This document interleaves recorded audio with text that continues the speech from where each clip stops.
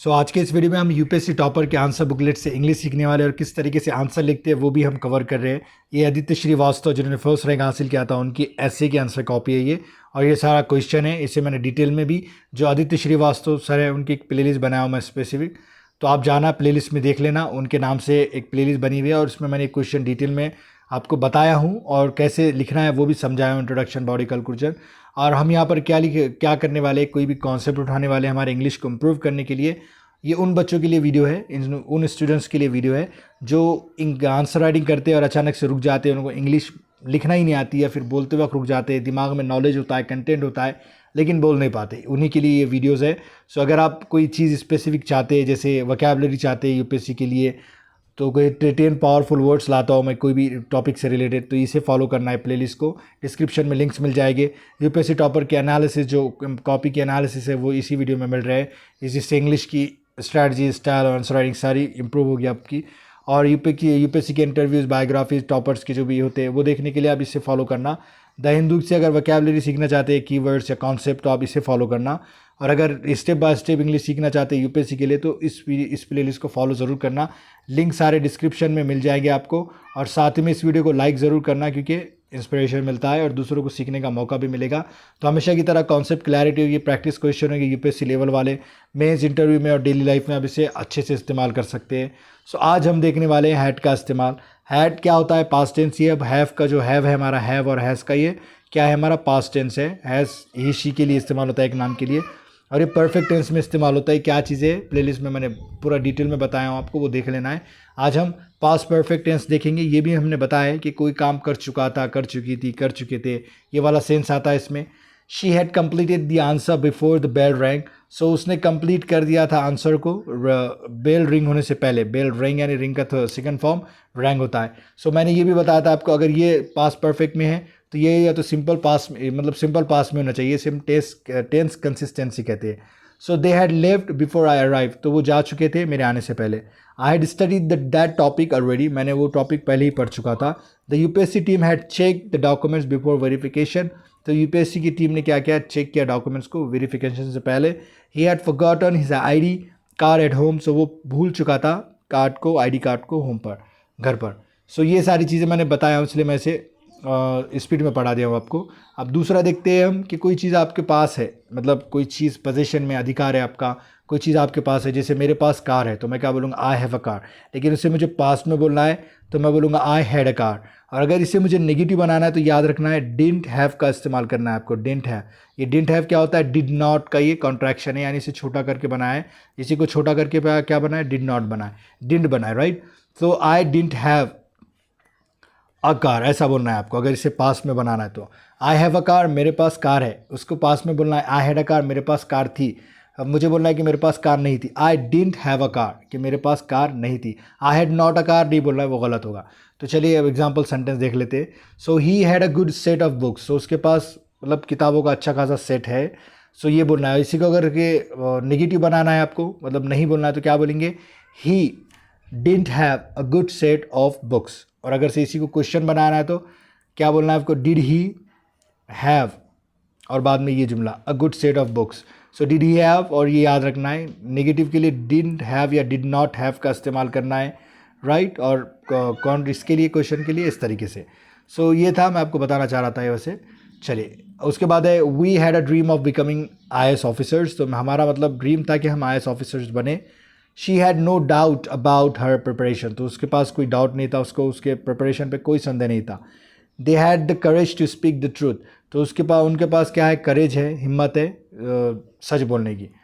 The institute had excellent teachers, तो institute के पास अच्छे टीचर्स थे। तो इसे 2-3 बार प्रैक्टिस करना है, इसी को नेगेटिव भी बनाना है और क्वेश्चन भी बनाना है और कमेंट में लिखना है, आप ऐसे ही मुंह से दोहरा सकते हैं अगर कमेंट लिखना आपकी जान पर जा रहा है तो। कंडीशनल सेंटेंस में भी इस्तेमाल होता है। इफ़ लगाना है, फिर सब्जेक्ट, फिर हैड, फिर वर्ब 3, फिर वुड हैव, वर्ब 3। और मैंने आपको कहा था कि आपको एक छोटा सा कमेंट करना है। मॉरल जो हमारे होते हैं वुड से रिलेटेड सारे, वुड हैव जैसे यहाँ पे आया, आपने सिर्फ वुड के साथ वुड बी और वुड वर्ब का फर्स्ट फॉर्म सुना होगा, लेकिन बहुत सारे होते हैं। अगर आपका कमेंट आया तो मैं आपको डिटेल में पढ़ाने वाला हूँ, क्योंकि हमारी सीरीज़ खत्म हो चुकी है बेसिक टू एडवांस। अब हम एडवांस की तरफ जा रहे हैं, लेकिन आपको कोई रिस्पॉन्स नहीं आ रहा, तो मैं इसे हुड पर रख के ये ऐसी वीडियो बना रहा हूँ कि आप इसे बहुत ज़्यादा देख रहे हो, तो मुझे ऐसा लग रहा है कि आपको ये चीज़ें पसंद है। सो देखिए उसके बाद है if I had studied I would have pass. तो अगर मैं पढ़ाई की होती, अगर मैंने पढ़ाई की होती या मैं पढ़ाई कर चुका होता, सो आई वुड हैव पास, मैं पास हो गया होता। इस तरीके से कंडीशनल होता है कि ऐसा कुछ होता तो ऐसा कुछ हो जाता। इसे भी हमने सीरीज़ में अच्छे से किए हैं। If she had listened she would have avoided the mistake. So अगर उसने सुना होता तो वो मिस्टेक अवॉइड कर चुकी होती, वो मिस्टेक से बच चुकी होती। If they had practice they would have won. अगर वो प्रैक्टिस कर चुके होते या किए होते तो वो क्या होते, जीत जाते, राइट। सो इस तरीके से खाली यहाँ पे याद क्या रखना है आपको, हैड के साथ वर्ब का थर्ड फॉर्म आ रहा है, और ये जो वुड हैव उसके साथ भी क्या आ रहा है, वर्ब का थर्ड फॉर्म आ रहा है। और यहाँ पे सब्जेक्ट कुछ भी लगा सकते हैं, अभी शी की जगह, राइट। तो अभी एक की बात हो रही है, इसलिए हम शी लगा रहे हैं। If they had practice they would have वोन। सो अब इसी को आप आई भी बोल सकते हैं, if I had practice I would have won, I would have won, right. और अगर से वी भी लगा सकते हैं, if we had practice we would have won. अगर हम प्रैक्टिस करे होते तो हम जीत जाते, इस तरीके से जीत गए होते, इस तरीके से बोलते हैं। Had you inform me I would have help. अगर आपने मुझे इन्फॉर्म किया होता तो मैं आ जाता। इन्वर्जन की तरह इस्तेमाल होता है, इसे थोड़ा क्वेश्चन नहीं है ये, इसे इधर उधर करके बना लेते हैं, इसे भी देखेंगे हम। If we had left earlier we would have caught the train. अगर हम पहले ही निकल चुके होते, मतलब निकले होते, तो ट्रेन पकड़ चुके होते। इस तरीके से नहीं आ रहा है तो क्या करना है, ऐसे 2-3 बार रिपीट करना है और आपको अच्छे से आ जाएगा है। फिर पास्ट हैबिट्स बताने के लिए भी इस्तेमाल होता है, जैसे यूज़ टू बोलते हैं, आई यूज़ टू गो देयर, मैं वहाँ जाया करता था। आई यूज़ टू राइट, मैं लिखा करता था। आई यूज़ टू सिंग, मैं गाया करता था। तो उसके सेंस में भी आप इसका इस्तेमाल कर सकते हैं, लेकिन याद रखना है कि आई had a habit of waking up. So of के बाद यहाँ पे वर्ब का 4 फॉर्म आना है, इतना याद रखना है आपको। I had a habit of waking up early. So मेरी हैबिट थी जल्दी उठने की। I had a habit of writing in the night, मुझे रात में लिखने की आदत है। I had a habit of singing in the night like an owl. Okay, जैसे उल्लू की तरह मुझे रात में गाने की आदत है। कुछ भी बोल सकते हैं आप, दिमाग में जैसे जज्बात से जोड़ेंगे तो आपको सेंटेंस ज़्यादा दिन याद रहेंगे। She had tea every morning. So वो सुबह चाय पिया करती थी, ऐसे माने हुए। हैड टी यानी उसके पास नहीं थी, पीने के भी सेंस में हैव का इस्तेमाल होता है। We had dinner together every Sunday. So हम रोज़ क्या करते थे, संडे के दिन डिनर किया करते थे। We had a cycle when he was young. He had a cycle, उसके पास साइकिल थी जब जब यंग था, छोटा था। तो अब मैं तो बताना चाह रहा था आपको ये वाला, लेकिन बहुत सारे ऐसे भी मैंने ऐड कर लिया। Okay, they are regular meetings before exam. So उनकी रेगुलर मीटिंग्स हुआ करती थी एग्जाम से पहले। परफेक्ट इन्फिनिटिव इस्तेमाल होता है टू हैव वर्ब 3, ये फॉर्मल वे में इस्तेमाल होता है ज़्यादातर। जैसे he claim to have had no prior knowledge. So उसने ऐसा दावा किया कि उसके पास कोई प्रायर नॉलेज नहीं था, पहले से कोई नॉलेज नहीं था। अभी हैड ये वर्ब 3 की तरह इस्तेमाल हो रहा है, राइट। हैव का वर्ब 3 जो होता है उसकी तरह इस्तेमाल हो रहा है। सो ही क्लेम टू हैव डन, उसने क्लेम किया, दावा किया कि उसने ये कर चुका है। इस तरीके से हैड की जगह डन लगा सकते हैं। ही क्लेम टू हैव गॉन, मतलब देयर, वो दावा किया था कि वो वहाँ जा चुका था। इस तरीके से बोल सकते हैं आप।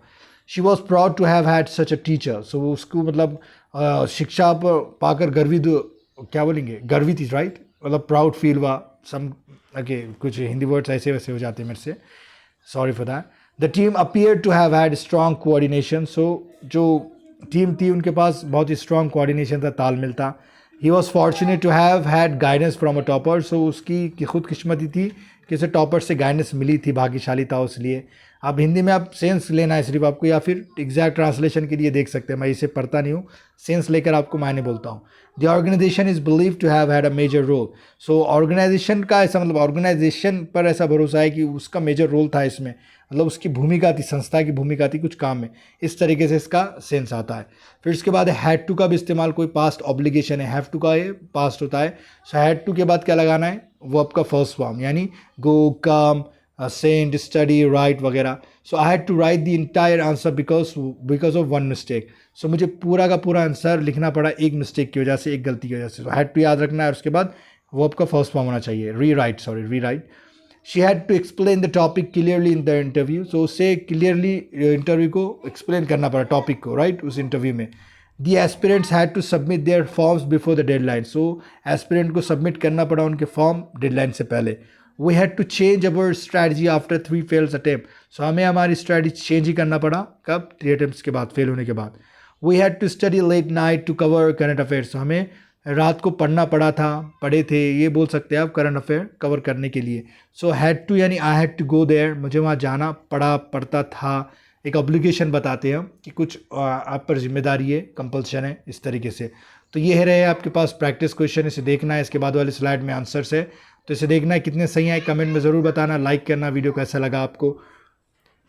और ये रहे इसके आंसर्स। मुझे बताना कितने सही हैं आपके, और फिर से वीडियो को पहले लेकर आना और देखना कि हैड का इस्तेमाल आदित्य श्रीवास्तव सर ने किस तरीके से किया, और मुझे कमेंट में लिख कर बताना और उसके मायने भी लिखना। ओके, सो ग्रामर एक सरदर्द नहीं होना चाहिए आपके लिए, सुपर स्किल होना चाहिए, सुपर पावर की तरह इस्तेमाल करें यूपीएससी में मेरे साथ। तो अगर आपको वीडियो पसंद आया तो लाइक ज़रूर करना है, कमेंट करना है कैसा लगा। वीडियो देखने के लिए शुक्रिया।